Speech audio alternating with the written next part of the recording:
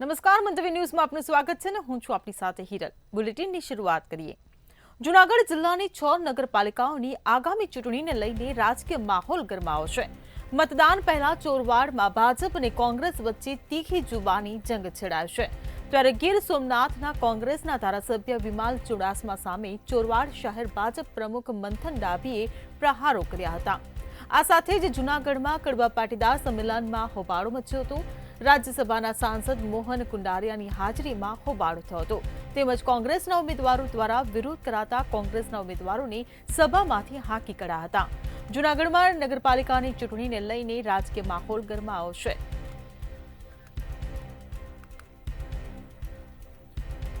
સંવાદદાતા અમર બખાઈ આપણી સાથે ફોન લાઈન પર જોડાઈ ગયા છે। જી અમર, જૂનાગઢના નગરપાલિકાની ચૂંટણીને લઈને રાજકીય માહોલ ગરમાઈ રહ્યો છે, શું કહેશો? ચોક્કસ કે જૂનાગઢ મહાનગરપાલિકા અને જિલ્લાની 6 નગરપાલિકાઓ માટે હાલ ચૂંટણીને લઈને રવિવારના રોજ મતદાન થવાનું છે ને ત્યારે જ છેલ્લા ઘણા દિવસોથી ચોરવાડ નગરપાલિકાની બેઠક એક એવી છે કે ત્યાં બંને ચુડાસમા એટલે કે સાંસદ અને ધારાસભ્ય, સાંસદ જે ભાજપના છે રાજેશ ચુડાસમા અને તેમના જ કુટુંબિક ભાઈ થાય છે વિમલ ચુડાસમા, તે કોંગ્રેસમાંથી ધારાસભ્ય છે। આ બંને આમને સામને છે ને પ્રતિષ્ઠાની આ ચૂંટણી ત્યાં થઈ રહી છે। ત્યારે આ નગરપાલિકાની ચૂંટણીને લઈને ધારાસભ્ય અને સાંસદ આમને સામને છે। ધારાસભ્ય વિમલ ચુડાસમાએ સાંસદને દામો કીધો હતો। એક નિવેદન આપતા તેણે કહ્યું કે સાંસદ તો ફેક્ટરીઓમાંથી માણસો બોલાવે છે, લોકો તેની સભામાં આવતા નથી। તો તેની સામે જે ચોરવાડ નગરપાલિકાના ચોરવાડના જે ભાજપના પ્રમુખ છે મંથન ડાભી, તેણે પણ જવાબ આપ્યો અને કહ્યું કે ચોરવાડ નગરપાલિકાનો વિકાસ જ નથી થયો। વિમલ ચુડાસમાની ભાષા તેના સંસ્કાર બતાવે છે। હાલ તો આ શાબ્દિક યુદ્ધ છે તે ચાલી રહ્યું છે, પરંતુ ખરેખર ચોરવાડ નગરપાલિકાની અંદર લોકો મતદારો કોને ચૂંટી અને ફરીથી મોકલે છે નગરપાલિકામાં તે એક મહત્વનું છે। બીજી તરફ જૂનાગઢ મહાનગરપાલિકાની વાત કરીએ તો ગઈકાલે મહાનગરપાલિકાની ચૂંટણીને લઈને જે એક જાહેર સભાનું આયોજન જે ભાજપ દ્વારા કરવામાં આવ્યું હતું પટેલ સમાજનું, અને તેની અંદર કોંગ્રેસના કાર્યકરો ગયા હતા। હાલ આ જે વિવાદ ગઈકાલે રાત્રે થયો હતો, પરંતુ તે વિવાદની અંદર કોંગ્રેસના ઉમેદવારો દ્વારા છે તે વિરોધ કરાયો કે રાજ્યસભાના સાંસદની હાજરીમાં હોબાળો કરાયો, સંમેલનના નામે ચૂંટણી પ્રચાર કરતા હોવાનો પણ આક્ષેપ કરાયો હતો। હાલ આજે જે પ્રચાર પડઘમ છે તે હાલ શાંત થયા છે। હવે રવિવારે જ જોવાનું રહ્યું કે કઈ રીતનો માહોલ છે તે મતદારો બતાવી રહ્યા છે। જી અમર, સમગ્ર માહિતી બદલ આભાર। તો ભાજપ કડવા પાટીદારોના ભાગલા પડે તેવા આક્ષેપ કરવામાં આવ્યા છે। ચોરવાડમાં ભાજપ કોંગ્રેસ વચ્ચે શાબ્દિક ટપાટપી।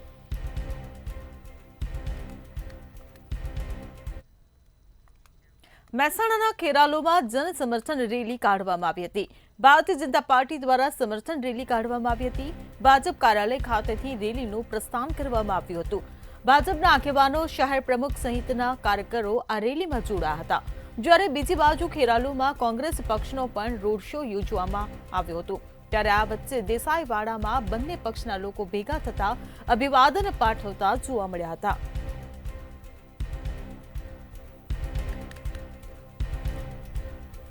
તો મતદારોને રીઝવવા ઉમેદવારો એડીચોટીનું જોર લગાવી રહ્યા છે।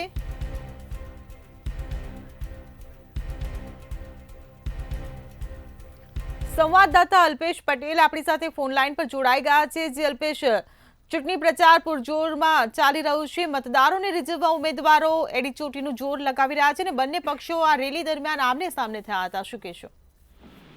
જી ચોક્કસ જણાવી દઉં કે મહેસાણાના ખેરાલુ શહેરની અંદર આજે નગરપાલિકાની ચૂંટણી હોવાના કારણે બીજેપી દ્વારા જન સમર્થન રેલી કાઢવામાં આવી હતી। ત્યારે ભાજપ કાર્યાલય ખાતેથી પદયાત્રાનું રેલીનું પ્રસ્થાન કરવામાં આવ્યું હતું અને બાદમાં ભાજપના ખેરાલુ શહેરના અલગ અલગ વિસ્તારોમાં ફરી હતી અને ભાજપના આગેવાનો અને કાર્યકરો, ભાજપ શહેર પ્રમુખ અને ભાજપ જિલ્લા તાલુકા પ્રમુખ સહિત મોટા પ્રમાણમાં લોકો કાર્યકરો જોડાયા હતા અને ભાજપની પદ રેલી જે હતી કોકરવાડા થઈને મેઇન બજાર, આંબલી ચોકડા થઈને ખારીકુઈ થઈ, પાટડી થઈ, દેસાઈવાડા થઈ પરત ભાજપ કાર્યાલય પહોંચી હતી। ત્યારે બીજી તરફ જો વાત કરવામાં આવે કોંગ્રેસ પક્ષની તો તેમનો પણ રોડ શો યોજવામાં આવ્યો હતો અને આમ બંને પક્ષોએ રોડ શો યોજ્યો હતો અને ભાજપ અને કોંગ્રેસ રોડ શો તો દેસાઈવાડા આગળ ભેગા થયા હતા ત્યારે બંને પક્ષના લોકો એકબીજાને હાથ લાંબા કરી અભિવાદન કરતા જોવા મળી રહ્યા છે. અને આજે જે કહેવાય કે ચૂંટણીનો જે અંતિમ તબક્કાનો જે પ્રચાર હતો તેને લઈને એડી ચોટીનું જોર લગાવ્યું છે.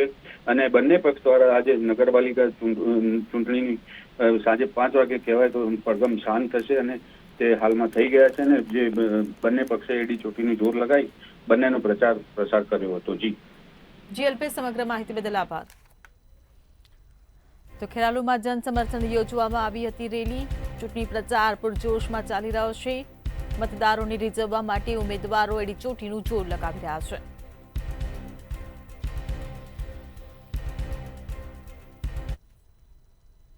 રાજ્યની સૌથી મોટી મહાનગરપાલિકા અમદાવાદ મ્યુનિસિપલ કોર્પોરેશને વર્ષ 2025-26 માટે એક વિશાળ બજેટ રજૂ કર્યું છે. મ્યુનિસિપલ કમિશનર એમ થેનારેસન દ્વારા શરૂઆતમાં ₹1401 કરોડનું બજેટ રજૂ કરવામાં આવ્યું હતું, પરંતુ લોક સૂચનો અને ભાજપના સત્તાધીશો દ્વારા કરાયેલા સુધારા અને વધારા સાથે આ બજેટ હવે ₹15,502 કરોડનું થયું છે. સ્ટેન્ડિંગ કમિટીના ચેરમેન દેવાંગ તાણીએ મ્યુનિસિપલ કમિશનરને સુધારેલું બજેટ રજૂ કર્યું છે. તો મ્યુનિસિપલ કમિશનરે સુધારેલું બજેટ રજૂ કર્યું છે. કોર્પોરેશનનું બજેટ જાહેર કરવામાં આવ્યું છે. ત્યારે વધારા સાથે આ બજેટ હવે ₹15,502 કરોડનું થયું છે. તો નવું જે બજેટ રજૂ કરવામાં આવ્યું છે તેમાં સુધારો કરવામાં આવ્યો છે.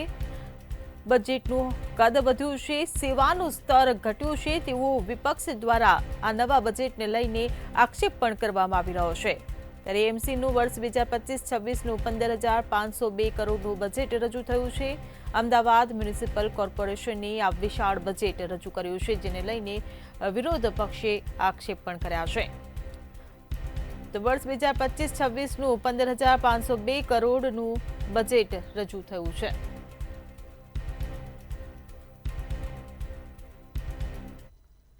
जी बिल्कुल थी जो बात કરવામાં આવે તો રાજ્યની સૌથી મોટી નગરપાલિકા કહી શકાય કે અમદાવાદનું બજેટ છે તે બજેટ રજૂ કરવામાં આવ્યું હતું. 15,502 કરોડનું બજેટ છે તે બજેટ રજૂ કરી અને તેને પાસ કરવામાં આવ્યું હતું. જો વાત કરવામાં આવે તો ગયા વર્ષ કરતાં આ વર્ષે જે બજેટની રકમ છે તે રકમમાં ધરખમ વધારો છે તે વધારો કરવામાં આવ્યો હતો. જે સાથે વાત કરવામાં આવે તો જે પ્રમાણે જે લોકો એડવાન્સ ટેક્સ છે તે એડવાન્સ ટેક્સ ભરશે તો પણ તે લોકોને 10% જેટલી રાહત છે તે રાહત આપવામાં આવશે તેવું પણ બજેટમાં છે તે બજેટમાં કહેવામાં આવ્યું છે. એટલે કહી શકાય કે જે પ્રમાણે હાલમાં તો અમદાવાદ મ્યુનિસિપલ કોર્પોરેશનનું 15,502 કરોડનું બજેટ છે તે બજેટ મંજૂર કરવામાં આવ્યું છે. અને સાથે જ વાત કરવામાં આવે તો જે પ્રમાણે શહેરીજનોને વધુમાં વધુ જે સુવિધાઓ મળી રહે તે માટેનું બજેટ છે તે રજૂ કરવામાં સાથે જ જે કોર્પોરેટરો છે તે કોર્પોરેટરના જે ભથ્થા છે તે ભથ્થાની અંદર પણ વધારો છે તે કરવામાં આવ્યો. પરંતુ જે પણ અમદાવાદ મ્યુનિસિપલ કોર્પોરેશનનું બજેટ છે તે બજેટ મ્યુનિસિપલ કમિશનર દ્વારા જે મંજૂર છે તે મંજૂર કરવામાં આવ્યું છે. અને આગામી દિવસોમાં શહેરમાં જે વિકાસલક્ષી જે કાર્યો છે તે કાર્યોનો વેગ છે તે વેગ આપવામાં આવશે. જી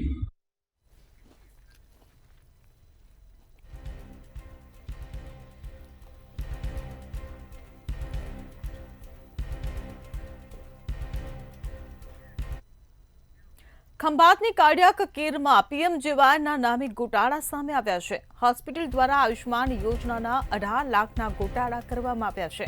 ખંભાતની હોસ્પિટલે કરેલા ₹18.84 લાખના ક્લેમ નામંજૂર થયા છે. તબીબના નામના બદલે અન્ય નામ લખીને ક્લેમ કર્યા હતા. છેલ્લા 3 મહિનાથી હોસ્પિટલમાં કોઈ રજિસ્ટર્ડ કાર્ડિયોલોજિસ્ટ ડોક્ટર નથી. હોસ્પિટલની બેદરકારીને કારણે દર્દીઓના 18 લાખ ફસાયા છે. ડોક્ટર ન હોવા છતાં સારવાર કોણે અને કોના નામે કરી તે એક મોટો સવાલ ઊભો થયો છે.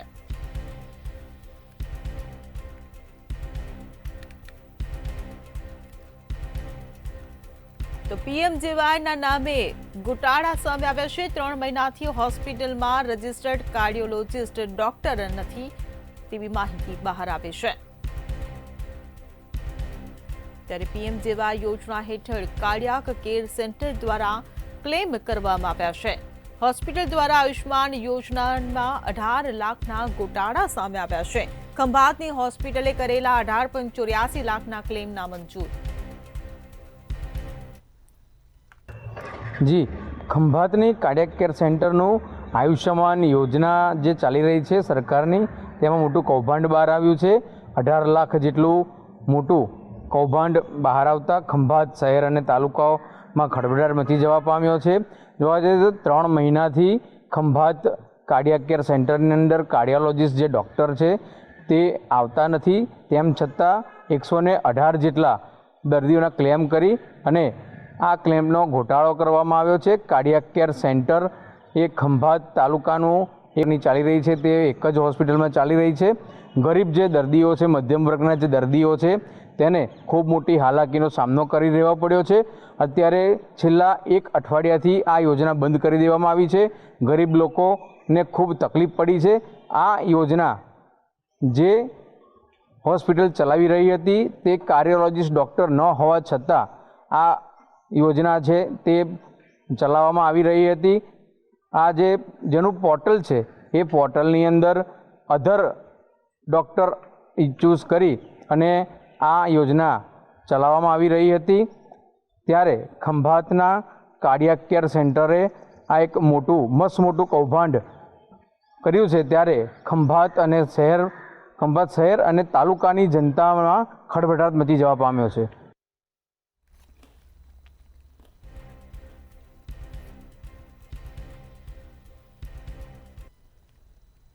ગાંધીનગરમાં 16 વર્ષીય વિદ્યાર્થીની પર કરાટે કોચે દુષ્કર્મ આચર્યું હોવાની ઘટના સામે આવી છે. કરાટે કોચે સ્પર્ધાના બહાને વિદ્યાર્થીનીને અમદાવાદથી કોલવડા લઈ ગયો હતો. સમગ્ર ઘટનામાં સગીરાને 8 માસનો ગર્ભ રહી જતા કરાટેના કોચનો ભાંડો ફૂટ્યો હતો. આરોપી SMVS ઇન્ટરનેશનલ સ્કૂલમાં પાર્ટ ટાઈમ નોકરી કરતો હતો. પોલીસે આરોપી સંજય વાઘેલાની ધરપકડ કરી આગળની તપાસ હાથ ધરી છે.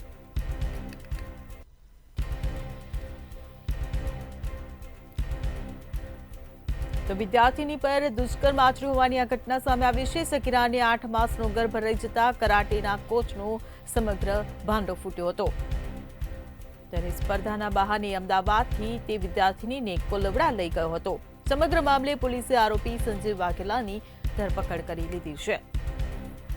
તો 8 માસનો ગર્ભ રહી જતા ભાંડો ફૂટ્યો હતો. ગાંધીનગરમાં 16 વર્ષીય વિદ્યાર્થીની પર કરાટે કોચ દ્વારા દુષ્કર્મ આચરવામાં આવ્યું હતું. ગાંધીનગર જિલ્લાના પેથાપુર પોલીસ સ્ટેશનમાં પોસ્કોની એક ફરિયાદ નોંધવામાં આવી છે. આ સમગ્ર ઘટનાક્રમ જો જોવા જઈએ તો 16 વર્ષની દીકરી ઉપર કરાટેના ક્લાસીસ ચલાવતા કોચે વારંવાર દુષ્કૃત્ય કર્યું હતું અને આ ઘટના ચર્ચાના એરણે છે. જોકે પોલીસે અત્યારે આ ઘટનાની અંદર આ દુષ્કૃત્ય કરનાર આરોપીની ધરપકડ કરી લીધી છે. આ સમગ્ર બાબત જો જોવા જઈએ તો પાલનના સંજય વાઘેલા નામનો યુવક અમદાવાદની કોઈ સ્કૂલની અંદર કરાટેના કોચિંગ ચલાવતો હતો. આ દરમિયાન કોઈ 16 વર્ષની એક દીકરી સાથે તેને દુષ્કૃત્ય આચર્યું હતું અને ત્યારબાદ પ્રેમજાલમાં તેને ફસાવીને કોલવડા ખાતે એક ટ્રેનિંગ સેન્ટરની અંદર કોઈ સ્પર્ધાની અંદર પણ લઈ ગયો હોવાના અહેવાલ સામે આવે છે. દુષ્કૃત્ય આચર્યું હોવાના કારણે 8 મહિનાનો ગર્ભ દીકરીને રહ્યો હતો અને આખો કિસ્સો પ્રકાશમાં આવ્યો છે. જોકે પરિવારને જાણ થતાં પાલનના આ યુવક વિરુદ્ધ અત્યારે હાલ પેથાપુર પોલીસે ગુનો નોંધ્યો છે અને તેની ધરપકડ કરી છે. જોકે આ ઘટનાની હજુ સઘળી વિગતો યુવક પાસેથી મેળવવામાં આવી રહી છે. પોસ્કો એક્ટ હેઠળ નોંધાયેલા આ ગુનામાં પોલીસે યુવકની ધરપકડ કરીને વધુ તપાસ હાથ ધરી છે.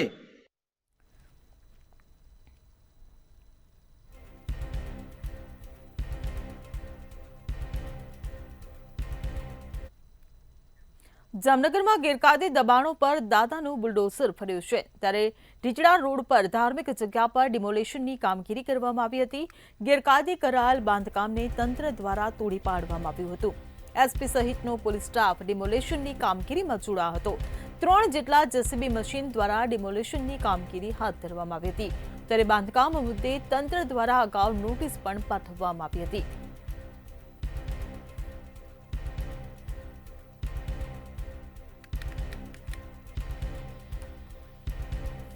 તો દાદાનું બુલડોઝર ફરી વળ્યું છે. એસપી સહિતનો પોલીસ સ્ટાફ ડિમોલિશનની આ કામગીરીમાં જોડાયો છે.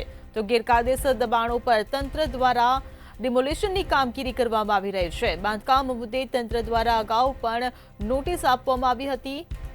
ડીજડા રોડ પર ધાર્મિક જગ્યા પર આ ડિમોલિશનની કામગીરી હાથ ધરાઈ રહી છે. ત્યારે ચુસ્ત પોલીસ બંદોબસ્ત સાથે રાખીને આ દબાણ હટાવવામાં આવ્યા છે. તો જામનગરમાં ગેરકાયદેસર દબાણો દૂર કરવામાં આવ્યા છે. ગેરકાયદેસર દબાણો પર તંત્ર દ્વારા ડિમોલિશનની કામગીરી કરવામાં આવી રહી છે. ગેરકાયદેસર દબાણો પર તંત્ર દ્વારા આ કામગીરી કરાઈ રહી છે, ત્યારે એસપી સહિતનો પોલીસ સ્ટાફ ડિમોલિશનની કામગીરીમાં જોડાયો.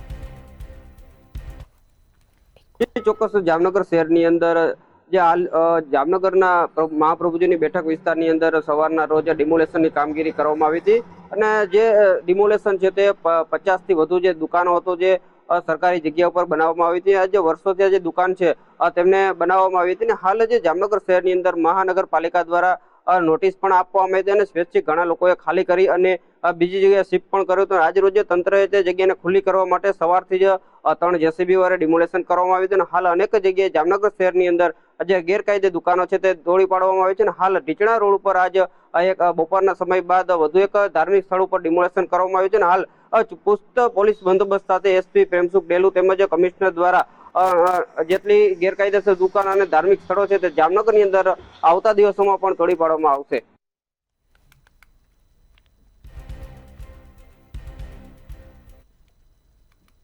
વડોદરામાં સરકારી જમીન પર ધાર્મિક દબાણો મામલે કોર્ટ દ્વારા યાદી મંગાવવામાં આવી છે, જેના અનુસંધાને કાર્યવાહી શરૂ કરવામાં આવી છે. વડોદરા પાલિકા દ્વારા 393 સ્થળોની યાદી રજૂ કરવામાં આવી હતી. તે પૈકી કેટલાક સ્થળોએ સ્વૈચ્છિક રીતે ધાર્મિક દબાણો દૂર કરી દેવામાં આવતા હવે માત્ર 314 જેટલા દબાણો જ દૂર કરવાના બાકી છે, જેમાં વિવિધ તબક્કાઓમાં કામગીરી કરીને તેને શાંતિપૂર્ણ રીતે દબાણો દૂર કરવામાં આવશે. ચોક્કસથી વડોદરા શહેર સહિત તમામ જગ્યાઓ જ્યાં સરકારી જમીન છે, આ જમીન પર જે ધાર્મિક દબાણોનો જે મામલો હતો એ કોર્ટમાં ગયો હતો અને કોર્ટ દ્વારા યાદી મંગાવવામાં આવી હતી. કોર્ટ દ્વારા સ્પષ્ટ કહેવામાં આવ્યું હતું કે સરકારી જમીનો ઉપર જ્યાં ધાર્મિક દબાણો છે એ દબાણોને સત્વરે દૂર કરવામાં આવે. તેમાં વડોદરાની જો વાત કરીએ તો વડોદરાની અંદર પાલિકા દ્વારા 393 જેટલી જગ્યાઓ કે જ્યાં ધાર્મિક દબાણો હોવાની વિગતો નામદાર કોર્ટને આપવામાં આવી હતી, પરંતુ આ વિગતો બાદ સ્વૈચ્છિક રીતે કેટલાક ધાર્મિક દબાણો હટતા હવે વડોદરા શહેરમાં કુલ 314 જેટલા ધાર્મિક દબાણો રહ્યા છે. ધાર્મિક દબાણો દૂર કરવા માટે કોર્પોરેશનનું જે તંત્ર છે એ હવે સજ્જ થયું છે. મહત્વની વાત છે કે નામદાર કોર્ટ દ્વારા આ તમામ દબાણો દૂર કરવાનો હુકમ કરી દેવામાં આવ્યો છે, ત્યારે પાલિકાની અંદર ડેપ્યુટી મ્યુનિસિપલ કમિશનરની આગેવાનીમાં એક કમિટીની રચના કરવામાં આવી છે અને આ કમિટી દ્વારા સર્વે કરવામાં આવ્યો હતો. સર્વે દરમિયાન 314 જેટલી જગ્યાઓ જે છે એની ઓળખ કરવામાં આવી છે અને આ તમામ જગ્યાઓ ઉપર નોટિસ પણ પાલિકા દ્વારા આપી દેવામાં આવી છે. સ્વૈચ્છિક રીતે જો ધાર્મિક દબાણો તોડી દેવામાં આવશે તો ખૂબ સારી વાત છે, અન્યથા આવનારા સમયની અંદર આ 314 જગ્યાઓ ઉપર જે દબાણ થયેલા છે એ દબાણને દૂર કરવામાં આવશે. મહત્વની વાત એ છે કે સાધુ સંતો અને તમામ ધર્મના જે વડાઓ છે તેની સાથે પોલીસ આલા અધિકારીઓએ એક બેઠક કરી હતી અને બેઠક બાદ સર્વાનુમતે એવું નક્કી કરવામાં આવ્યું હતું કે સ્વૈચ્છિક રીતે જો આ દબાણો હટાવવામાં આવે તો ખૂબ સારી વાત છે અને તેને લઈને તંત્ર દ્વારા યોગ્ય દિશામાં પ્રયાસ પણ કરવામાં આવ્યા છે. પહેલા તો આ તમામ દબાણો સ્વૈચ્છિક રીતે હટાવવામાં આવે તેવા પ્રયાસ તંત્ર દ્વારા કરવામાં આવશે. ત્યારબાદ એ દબાણો હટ્યા બાદ એ જગ્યાને લઈને તેને રીલોકેટ કરવાની જે પદ્ધતિ કાર્યવાહી છે તે પાલિકા દ્વારા કરવામાં આવશે અને રીલોકેટ થયા બાદ એ જગ્યાને નિયમિત કરવાની પ્રક્રિયા હાથ ધરવામાં આવશે અને ત્યારબાદ જો દબાણો નહીં હટ્યા હોય તો પાલિકા તંત્ર આ દબાણો હટાવવાની કવાયત હાથ ધરશે. જી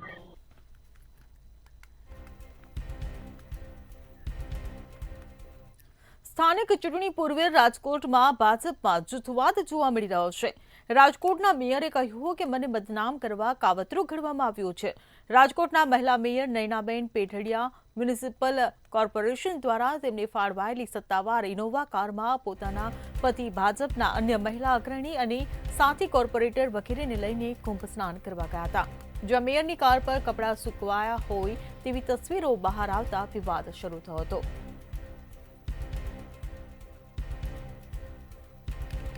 તો સ્થાનિક ચૂંટણી પૂર્વે રાજકોટમાં ભાજપમાં જૂથવાદ જોવા મળી રહ્યો છે. મેયરનો કુંભ પ્રવાસ વિવાદમાં આવ્યો છે.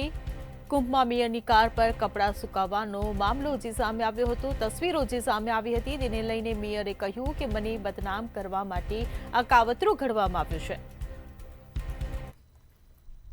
સ્થાનિક સ્વરાજની ચૂંટણી પહેલા રાજકોટ મહાનગરપાલિકામાં જૂથવાદ ચાલી રહ્યો એ પ્રકારના દ્રશ્યો છે તે સામે આવ્યા છે. એક બાજુ જ્યાં મેયરે આજે ક્યાંક ને ક્યાંક પોતાના ઉપર જે આક્ષેપ લાગ્યા છે, એટલે કે ₹2 ભાડા દઈને તેઓ મહાકુંભ ગયા હતા આ પ્રકારનો જે એક આક્ષેપ જે લગાડવામાં આવ્યો છે તે તદ્દન ખોટું છે. આનું તેઓએ ખંડન કર્યું. મીડિયા સમક્ષ તેઓએ પોતાની જે વાત છે તે રજૂ કરી. ચોક્કસથી રાજકોટ સ્ટેન્ડિંગ કમિટીના ચેર એટલે કે મહાનગરપાલિકાના સ્ટેન્ડિંગ કમિટીના ચેરમેન દ્વારા જ્યારે રાજકોટના મેયર મહાકુંભ ગયા હતા ત્યારબાદ કહી શકાય કે મીડિયા સમક્ષ તેઓએ નિવેદન આપ્યું હતું કે આ જે મેયર છે તે કહી શકાય કે મહાનગરપાલિકાના જે કહી શકાય કે જે વાહન છે તે લઈને ગયા છે અને ₹2ના દરે તેઓ ગયા છે આ પ્રકારની વાત જણાવતા આજે ચોક્કસથી આજે મેયર દ્વારા તે વાતનું ખંડન કરવામાં આવ્યું. ખાસ કરીને જ્યારે રાજકોટ મહાનગરપાલિકાની આગામી સમયમાં સ્થાનિક સ્વરાજની ચૂંટણી આવી રહી છે ત્યારે તે પહેલાં ક્યાંક ને ક્યાંક એવું દેખાઈ રહ્યું છે કે રાજકોટ મહાનગરપાલિકામાં 2 જૂથ પડ્યા છે અને આ બંને જૂથ સામસામા આવ્યા છે. ચોક્કસથી આ મામલે કોંગ્રેસે પણ ટિપ્પણી કરી. ક્યાંક ને ક્યાંક કોંગ્રેસના આગેવાનો દ્વારા કહેવામાં આવ્યું કે ભાગ બટાઈમાં ક્યાંક ને ક્યાંક આ બંને જૂથને વાંધો પડ્યો છે. તેના માટે આ બંને જૂથ એક બાજુ એક સામે આવી રહ્યા છે. ત્યારે ચોક્કસથી મેયર દ્વારા મીડિયા સમક્ષ અનેક વાત છે તે રજૂ કરવામાં આવી. મેયરે કહ્યું કે કોઈક હિતશત્રુ છે કે જે પોતે નથી ઈચ્છતું કે હું જે કહી શકાય કે મહાકુંભમાં જઈને સારી રીતે પાછી આવું આ પ્રકારની વાત ક્યાંક મેયર દ્વારા કરવામાં આવી હતી. અને ચોક્કસથી આ બંને કહી શકાય કે એક બાજુ જ્યાં સ્ટેન્ડિંગ કમિટીના ચેરમેન છે ત્યારે બીજી બાજુ મેયર છે. આ બંનેના જે શબ્દો છે તેમાં વિરોધાભાસ દેખાતા હવે કોંગ્રેસ મેદાનમાં ઉતરી છે. ખાસ કોંગ્રેસ દ્વારા ક્યાંક ને ક્યાંક જે એક ભ્રષ્ટાચાર કરતા હોય આ પ્રકારની વાત ક્યાંક કરવામાં આવી હતી કે કોંગ્રેસે આ બંને જૂથ ક્યાંક ને ક્યાંક ભ્રષ્ટાચાર કરતી હોય આ પ્રકારની વાત કોંગ્રેસના આગેવાનો દ્વારા કરવામાં આવી. જી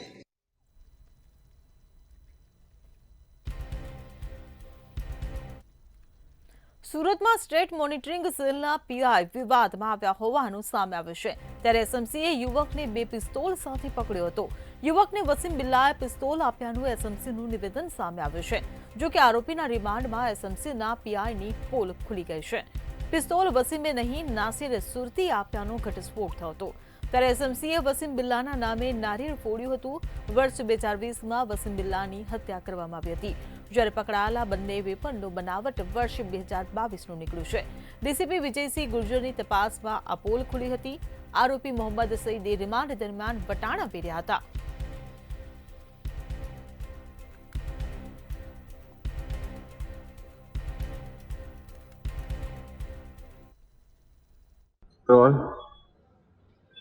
જી બિલકુલથી જો વાત કરવામાં આવે તો સુરતની અંદર જે પ્રમાણે જે ગુનેગારો છે તે ગુનેગારો ગેરકાયદેસર રીતે હથિયાર છે તે હથિયાર રાખતા હોવાની માહિતી ગાંધીનગર સ્ટેટ મોનિટરિંગને મળી હતી. ત્યારબાદ ગાંધીનગર સ્ટેટ મોનિટરિંગ સેલ દ્વારા જે કાર્યવાહી છે તે કાર્યવાહી કરવામાં આવી છે. જો વાત કરવામાં આવે તો આરોપી વસીમને ગાંધીનગર સ્ટેટ મોનિટરિંગના અધિકારી ઝડપી પાડ્યો હતો, જેની પાસેથી જે 2 જેટલી જે પિસ્તોલો છે તે પિસ્તોલો ઝડપાઈ હતી. સાથે જો વાત કરવામાં આવે તો આરોપીની તપાસ છે તે તપાસ કરવામાં આવી હતી. રિમાન્ડ દરમિયાન જે વસીમ નામનો જે આરોપી છે તે આરોપી દ્વારા કબૂલાત કરવામાં આવી હતી કે તે પિસ્તોલ છે તે પિસ્તોલ જે બીજા વ્યક્તિ છે તે બીજા વ્યક્તિ સાથેથી લાવ્યો હતો. પરંતુ જે પ્રમાણે સ્થાનિક પોલીસ દ્વારા પણ પૂછપરછનો ધમધમાટ છે ધમધમાટ શરૂ કરી દેવામાં આવ્યો હતો. સાથે જ જો વાત કરવામાં આવે તો જે પોલીસની જે પૂછપરછ છે તે પોલીસની પૂછપરછમાં જે પ્રમાણે જે સુરતી ગેંગનો મુખ્ય જે આરોપી છે મુખ્ય આરોપી નાસિર પાસેથી જે 2 પિસ્તોલ છે તે લાવ્યો હોવાની કબૂલાત છે કબૂલાત કરવામાં આવી હતી. સાથે જ જો વાત કરવામાં આવે તો જે પ્રમાણે જે વસીમ બિલ્લાએ પિસ્તોલ આપ્યા હોવાનું જે કબૂલાત છે તે કબૂલાત એસએમસીની જે તપાસ છે તપાસમાં કરવામાં આવી હતી. સાથે જ જો વાત કરવામાં આવે તો જે પ્રમાણે સ્થાનિક પોલીસની તપાસમાં જે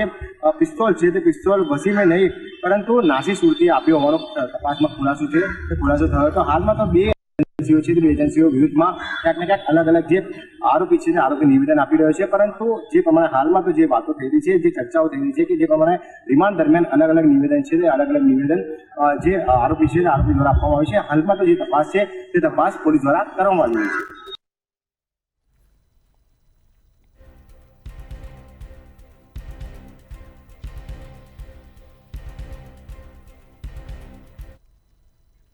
કચ્છમાં કરંટ ગોઠવી પ્રાણીઓના શિકાર કરતી ટોળકી ઝડપાઈ છે. જેમાં નખત્રાણાના સાંગનારા ગામમાં 21 પ્રાણીઓના શિકાર થયા હોવાની વાત સામે આવી છે. વન વિભાગે સમગ્ર ઘટનામાં 2 આરોપીઓની ધરપકડ કરી છે.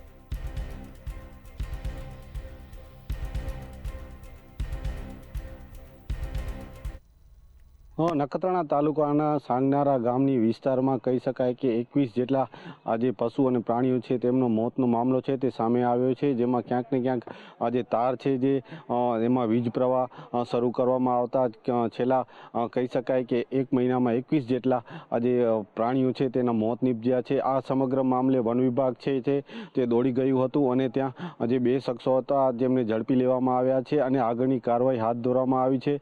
મહત્વની બાબત છે કે જે રીતના આજે મૃતદેહો પણ જે કોવાયેલી હાલતમાં જે મળી આવ્યા છે, શિયાળ, સસલા જેવા જે પ્રાણીઓ છે તેઓ પણ મળી આવ્યા છે, તેમના મૃતદેહો મળી આવ્યા છે, તેની તપાસ પણ કરવામાં આવી રહી છે.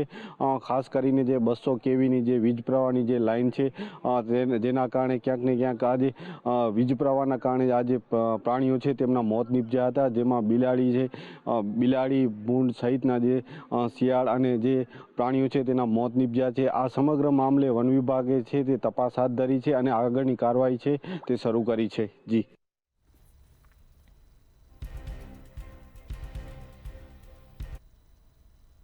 સિટી લાઈવમાં હાલ બસ આટલું. સમાચારોની અપડેટ માટે જોતા રહો મંતવ્ય ન્યૂઝ. નમસ્કાર.